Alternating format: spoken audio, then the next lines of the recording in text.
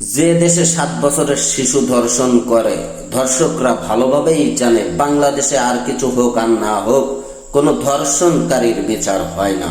ও আমার একটা হৃদপিণ্ড, সেটাই আল্লাহ নিয়ে গেছে। পরশুদিন বলছে, বাবা আমার একটা বরখা কিনে দাও। আমার স্যান্ডেলটা দেখেন 3 বছর পুরাতন ছেঁড়া, কিন্তু আমি আমার স্যান্ডেলটা পাল্টাই না, সেলাই করে নেই। কিন্তু আমার বাচ্চাদেরকে আমি কষ্ট পেতে দেই না। শুধু একবার বলছে, বাবা আর কিছু হোক আর না হোক, কোনো ধর্ষণকারীর বিচার হয় না।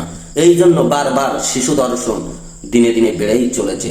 তাই আমি বলতে চাই, মাননীয় প্রধানমন্ত্রী, আপনি ধর্ষণকারীকে ওপেন সাজা ঘোষণা করে দিন জনগণের দিয়ে। জনগণই ধর্ষণকারীকে সাজা দিবে, তাহলে হয়তো ধর্ষণকারী কমতে পারে। তাই ছাড়া আর কখনোই সম্ভব না ধর্ষণ কমার।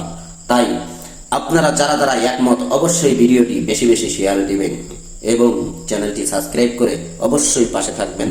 কারণ ধর্ষণকারীর বিচার অবশ্যই আপনার আমার হাতে হওয়া উচিত। কারণ আপনার ঘরেও ছোট মা বোন বাচ্চা কাচ্চা আছে। তাই সবাই চাই ধর্ষকের বিচার।